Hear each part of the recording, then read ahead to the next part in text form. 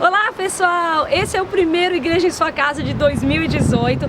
Quero aproveitar e desejar a vocês um ano maravilhoso, cheio de graça, que a gente possa estar junto estudando mais e mais o Evangelho. Falando nisso, vamos estudar?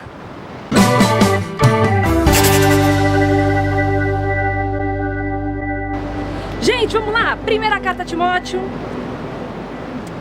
Vamos lá, primeira carta a Timóteo, capítulo 1, uma coisa tão maravilhosa para falar. Verso 8 diz assim, vamos lá. Sabemos, porém, que a lei é boa, se alguém dela se utiliza de modo legítimo. O que quer dizer? Se alguém dela usa para o que ela de fato tem propósito. Ela é boa, mas você tem que usar ela para o propósito dela, ok? 9. Tendo em vista que não se promulga ou não é feita, vamos por assim, que não é feita uma lei, a lei para quem é justo. Faz sentido, não faz? A lei não é para quem é justo, a lei é para quem é injusto. Olha o que ele está dizendo.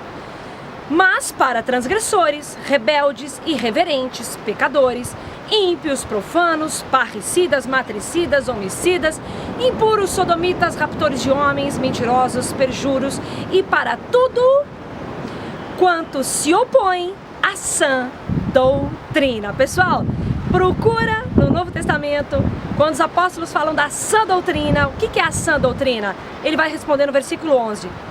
Da sã doutrina, segundo o Evangelho da glória de Deus bendito, do qual eu fui encarregado. A sã doutrina é o próprio Evangelho, é a base do Evangelho. E o que é Evangelho? Boa notícia. E qual é a boa notícia? Que nós fomos resgatados, fomos salvos e enriquecidos da bênção de Deus pela graça. Isso é gratuito. Então ele diz o seguinte, que a lei não é para aqueles que receberam o Evangelho, não é para aqueles que estão a favor da sã doutrina, são para aqueles que se opõem. Se você acredita que a salvação e a bênção de Deus depende das suas obras, então a lei é para você. Mas eu creio que eu fui justificada, que eu me tornei justa. Eu creio que eu fui salva pela graça. Eu estou a favor do Evangelho. Portanto, a lei não é referência para mim. A lei é boa? É. Nós temos que fazer tudo errado? Não. Todas as pessoas devem fazer o que é certo? Devem. Mas não dependo disso para ser salva. Não dependo disso para ser abençoada, porque se eu dependesse disso para ser salvo ou abençoada, eu jamais alcançaria tais coisas. Por quê? Porque não dá para confiar na carne. Então, eu creio no Evangelho. A lei é para aqueles que não creem no Evangelho. Esses precisam de um guia. O Evangelho é quem me guia, ok? Vamos lá, verso 12, olha que lindo. Sou grato para com aquele que me fortaleceu, Cristo Jesus, nosso Senhor, que me considerou fiel, designando-me para o ministério. A mim, que noutro tempo era blasfemo, perseguidor e insolente, mas obtive misericórdia, pois fiz na ignorância. Vou parar aqui rapidinho.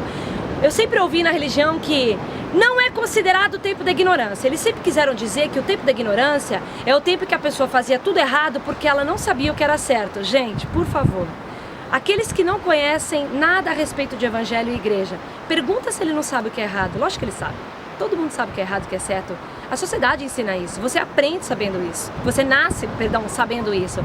Todo mundo sabe o que é certo e o que é errado. O tempo da ignorância não era o tempo em que nós fazemos tudo errado porque nós não sabíamos o que era certo. Ele vai explicar o que foi o tempo da ignorância. Ele diz aqui, obtive misericórdia, pois fiz na ignorância, na incredulidade. O tempo da ignorância é o tempo em que nós ainda não criamos no Evangelho. Enquanto você não conhece o Evangelho, é o tempo da ignorância. Por isso você alcança misericórdia. Por quê? Porque você não teve a oportunidade de crer. Você não conhece. Se o tempo da ignorância fosse o tempo que era o tempo que nós fazemos tudo errado porque nós não conhecemos o que era certo, Paulo não poderia usar esse exemplo com relação a ele, porque a Bíblia diz que ele era fariseu dos fariseus e quanto à lei ele era irrepreensível. Paulo falou, eu era irrepreensível, eu cumpri a lei perfeitamente, ele falou. Só que eu tive que abandonar a minha justiça para receber a justiça de Cristo, porque ele quis dizer que mesmo que um homem fosse 100% correto, ele não é salvo, porque precisa ser remido do pecado, e a remissão de pecado é pela morte. morte. Não adianta você fazer tudo certo, você tem que morrer. E se você morrer, é justo que você morra, você fica morto. Jesus não era justo que ele morresse. Então por isso ele morreu minha morte, ressuscitou, para que eu não precise pagar pelos meus pecados. Então quando Paulo fala do tempo da ignorância, ele está falando de quando ainda não críamos, não conhecíamos o Evangelho. Então quando nós ainda não conhecíamos, nós recebemos misericórdia, ok? Diz assim, 14. Transbordou, porém, a graça de nosso Senhor com a fé e o amor que há em Cristo Jesus. Por quê? Porque a graça vem pela fé e é por causa do amor de Deus por nós. É lindo, né?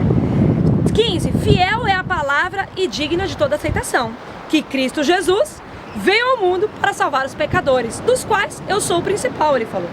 Mas por esta mesma razão me foi concedida misericórdia. Por quê? Porque ele era pecador, só o pecador precisa de misericórdia. Quem é perfeitinho não precisa de misericórdia. Quem se acha perfeitinho não precisa de misericórdia.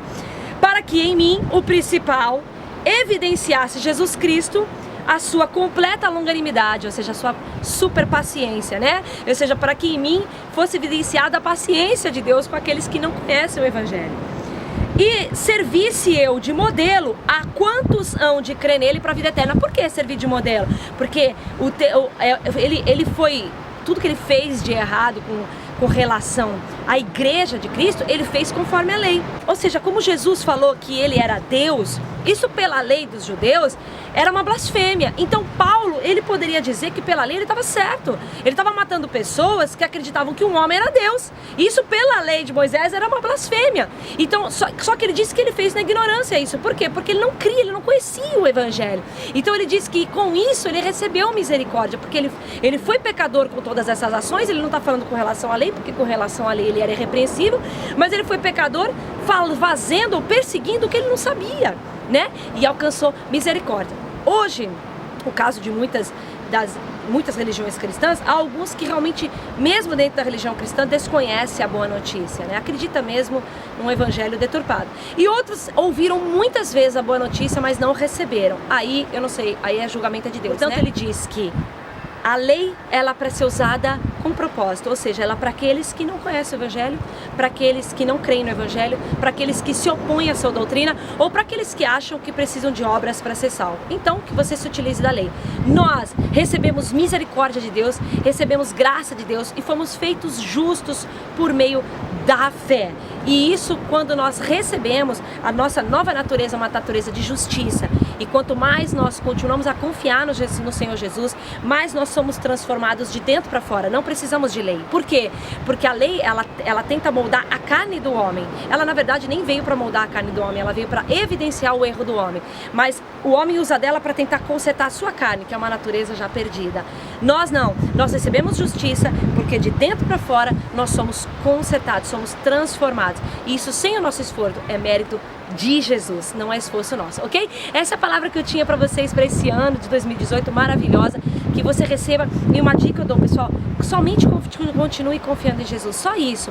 Todos os anos são iguais? Todos os anos são iguais, né? Todos os anos tem plena graça para nós, todos os anos tem plena paz para nós, não muda nada. A diferença é que nós devemos continuar confiando no Senhor Jesus para que a obra continue sendo feita em nós e até o final seja guardada a nossa confiança para vermos a Cristo Jesus nas alturas, ok? Essa é a palavra que eu tinha para vocês. Deus abençoe o ano de 2018. Um beijão e até a próxima semana. Tchau, tchau.